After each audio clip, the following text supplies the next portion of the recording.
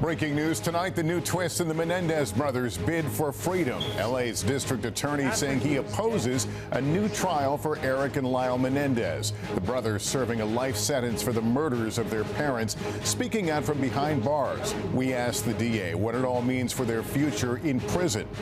Plus, how can we be represented by you if you don't have a voice in Congress? Backlash to mass firings in the federal government grows in town halls across the country, and just in, more than 5,000 Department of Defense workers on the chopping block. The sweeping crackdown on immigration, NBC News learning the Trump administration is searching for new places to detain undocumented migrants. And what's behind the reassignment of a top ICE official? The worst day of the year for the Dow, dropping over 700 points over new concerns about the economy. Accused killer Luigi Mangione, wearing a bulletproof vest, faces a judge after being accused of that brazen murder of a top healthcare CEO. His supporters lined up at dawn. Deaths from a brutal flu season hit a new high, and the rising numbers of an alarming outbreak of measles. The new tipping point for the minimum wage, the debate over paying tipped workers less, and why some servers say they'd rather keep their wages low. This is NBC Nightly News with Lester Holt. Good evening and welcome. The Menendez brothers' bid for freedom took a hard turn today when the Los Angeles County DA publicly spoke out against their bid for a retrial, arguing the evidence the brothers have put forward does not meet the legal standard. The Menendez brothers have emerged as pop culture icons decades after murdering their parents in their Beverly Hills home in 1989. Their plea for freedom thrust into the headlines last year after streaming documentaries and other programs highlighted the brothers' claim of being sexually abused by their father. Eric and Lyle Menendez have been serving a life sentence for their crimes, pinning their hopes on a retrial, clemency from the governor, or resentencing. Liz Kreutz is in L.A. with late details for us. Tonight, a major setback to the Menendez brothers and one of their bids for freedom. What we found out is that Eric and Lyle Menendez had told 5 different versions of the events of what had happened. DA Nathan Hochman, who took office in December, says the court should deny a habeas petition filed by Eric and Lyle, one of the 3 paths the brothers are taking to try to get out of prison for the 1989 shotgun murders of their parents, Jose and Kitty, in their Beverly Hills mansion. The petition, which is separate from the brothers' high-profile resentencing effort, includes evidence laid out in a 2023 Peacock series about the brothers, which Eric and Lyle say proves they acted in self-defense after years of abuse at the hands of their father. Sexual abuse in this situation, while it may have been a motivation for Eric and Lyle to do what they did, does not constitute self-defense. RCA. In that doc, a former Menudo band member alleges Jose Menendez, then head of RCA Records, also molested him. That's the man here. That's Raimi. There's also a letter Eric allegedly sent his cousin, writing, "I've been trying to avoid Dad. I stay up thinking he might come in." But if they had evidence that would show that sexual abuse had been communicated not just 6 years before the events, but 9 months before the 1989 killings, that it would absolutely have come out during one or both of their testimonies. In a new interview from prison on TMZ's Two Angry Men podcast, co-hosted by their own attorney, Mark Garagos, the brothers acknowledge the Netflix series about them has helped boost public support for their case. It really did actually move a lot of people to understand the childhood trauma that Eric and I suffered. But tonight, the DA casting doubt on some of the evidence he's reviewed. Is it fair to say that based on everything you've laid out, you may not be recommending a resentence for the brothers? Again, we haven't decided what to do with respect to resentencing, other than to bring this forward as well. Whatever the DA says to the judge in connection with resentencing, the judge ultimately makes the call. And Lester, just in tonight, family members of the Menendez brothers who support the brothers' release have released a joint statement. In it, they say they are profoundly disappointed by the DA, that he didn't listen to them, that he has effectively torn up new evidence and discredited the trauma that the brothers say they experienced as boys. Lester? All right. Thank you. Laura Jarrett is here. Laura, can you glean anything based on what we just saw there about where this case is going? Well, at first glance, Lester, it may seem like this does not bode well for the brothers' push to get out of prison today. But remember, there are different legal paths with different legal standards. Today was about new evidence, potentially getting a new trial. And even if the DA doesn't go for that, he may still ultimately support resentencing, since that's about rehabilitation. But at the end of the day, it's going to be up to a judge, Lester. Okay, Laura, thank you very much. Late word tonight from the Department of Defense that thousands of civilian workers will soon be fired. It comes as a backlash to President Trump's reduction of the federal workforce is growing. Here's Garrett Hake. Tonight, the Pentagon announcing it will eliminate the jobs of some 5,400 employees beginning next week. The latest and one of the deepest known cuts to any one federal department. A DoD statement saying the termination of as much as 8% of the civilian workforce is to, quote, produce efficiencies and refocus the department on the president's priorities. Late today, President Trump pressed to defend the deep cuts being pushed by ally Elon Musk's Department of Government Efficiency. He's doing something that a lot of people wouldn't have the courage to do. We want to streamline our country. It comes amid a backlash to the cross-country cuts now showing up at congressional town halls. Constituents confronting Republican lawmakers from Georgia. We are all freaking pissed off about this. To Wisconsin. How can we be represented by you if you don't have a voice in Congress? Robert McCabe was fired from his job at the IRS in Philadelphia on Thursday. He says he was a Trump supporter who applauded the president's search for wasteful government spending. I thought that someone with like his business acumen would have come in with a fine-tooth comb and actually found it, instead of coming in with a wrecking ball and destroying people's lives for no reason. A new Washington Post poll shows the president's early actions are unpopular, supported by just 43% of Americans. 57% of respondents telling the Post they believe the president has exceeded his authority. The president dismissing concerns about the cuts without providing evidence. We've polled it, and people are thrilled. They can't even believe it's happening. Earlier, the president speaking to a bipartisan gathering of governors at the White House, offering this update on his efforts to end the war in Ukraine. I've had very good talks with Putin, and I've had not such good talks with Ukraine. They don't have any cards, but they play it tough. The president also butting heads with Maine's Democratic Governor Janet Mills over her state's refusal to comply with the president's executive order seeking to ban transgender women from women's sports, threatening the state's federal funding.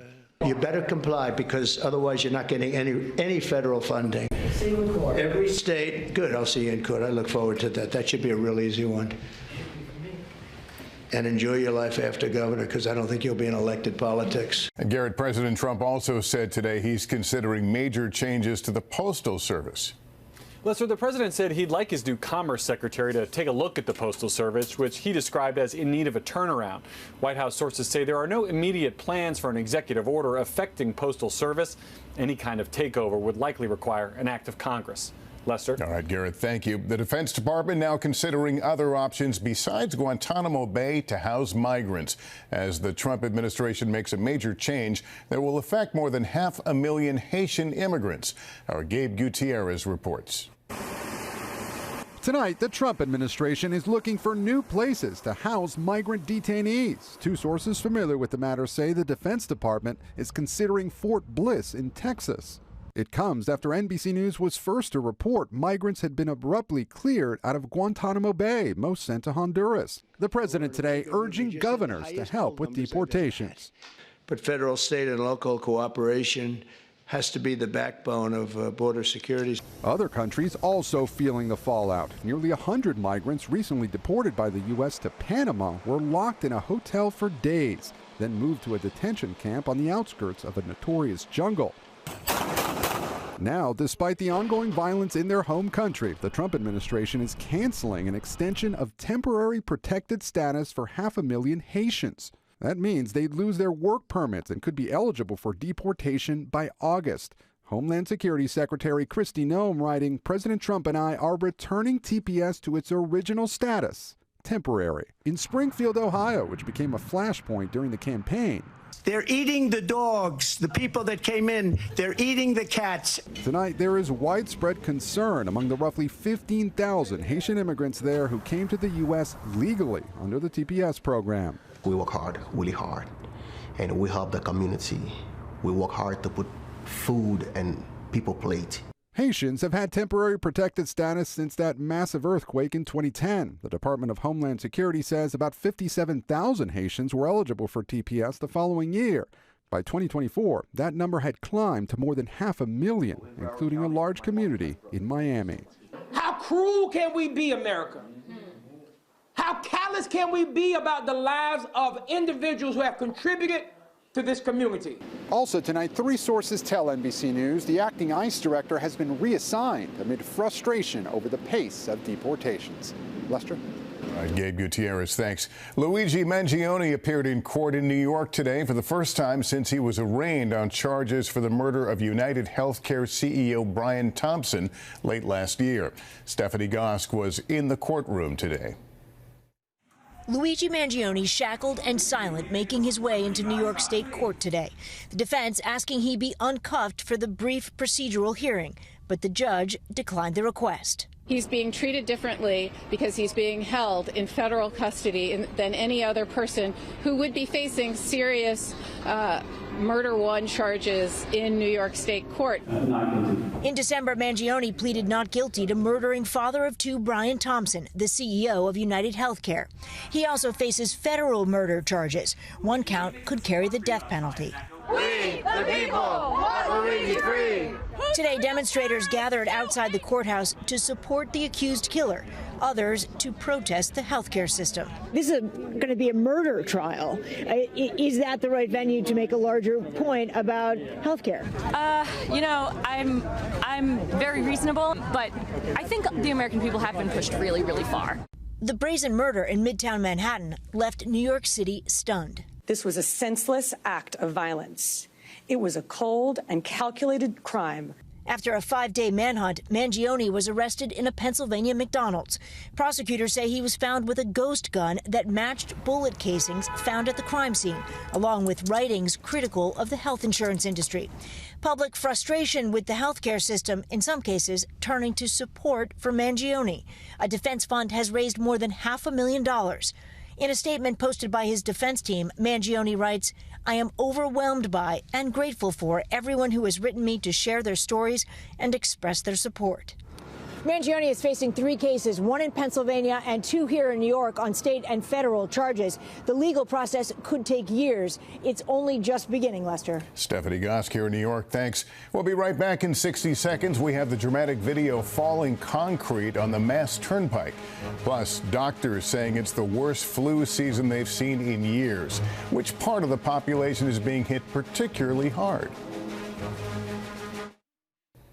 We're following some breaking news out of Boston tonight. Shocking video from the Mass Turnpike. Inside the Prudential Tunnel, part of the ceiling fell as cars were driving through. That's concrete you see there, shattering all over the road. The Department of Transportation said no one was hurt, but it did cause damage and significant delays. Now to the latest figures on the brutal flu season. Deaths climbing across the country, even as federal health agencies are losing hundreds of workers. Maggie Vespa with that story. Amid America's monster flu season, tonight new CDC data showing an increasingly deadly toll, with now 19,000 deaths from the flu overall this season and 18 pediatric deaths reported just last week. While test positivity rates fell slightly, the vast majority of states reporting high or very high flu levels. Definitely the most intense flu season of my career.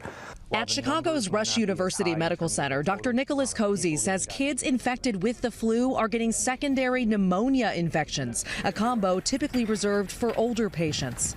Kids are coming in with difficulty breathing. They're not able to drink. They're not able to eat.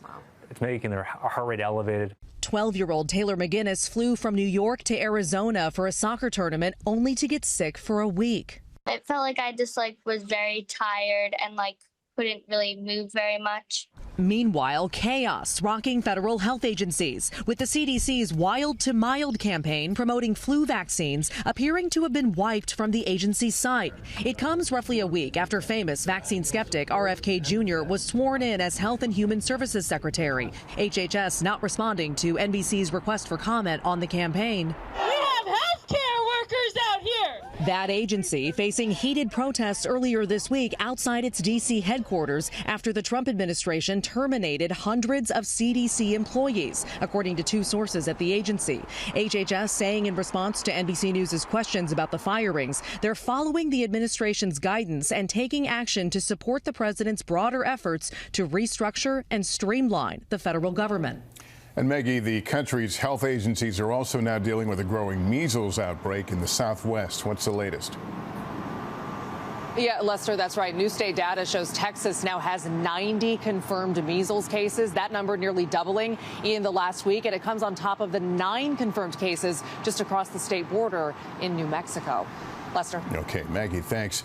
Breaking news from Los Angeles today. Mayor Karen Bass announced a shakeup at the top of the city's fire department.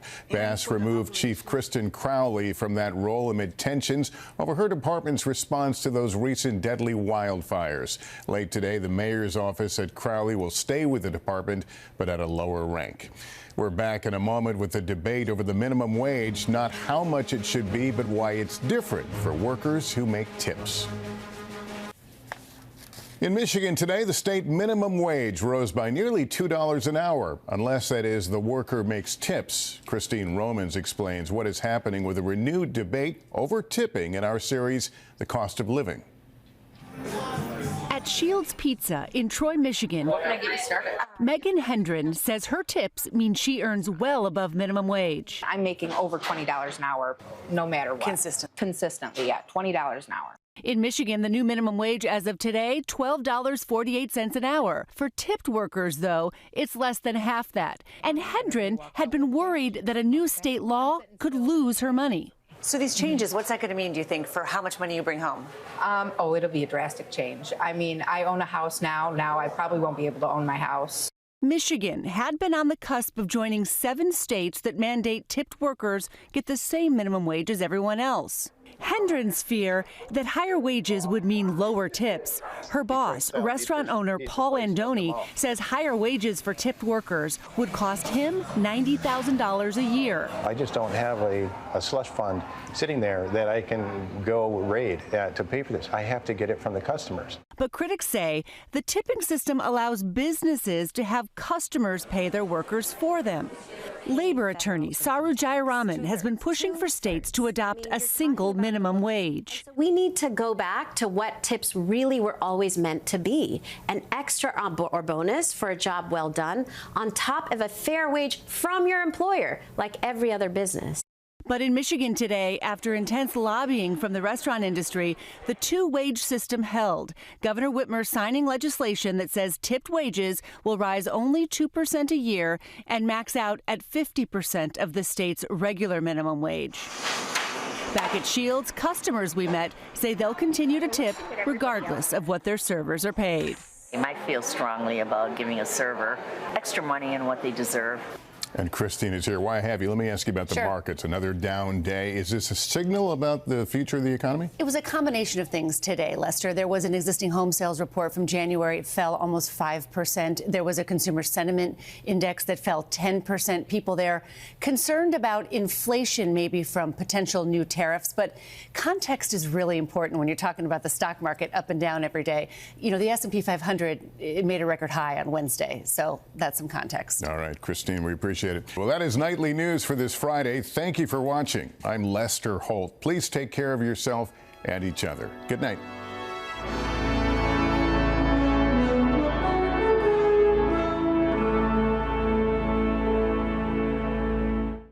Thanks for watching. Stay updated about breaking news and top stories on the NBC News app or follow us on social media.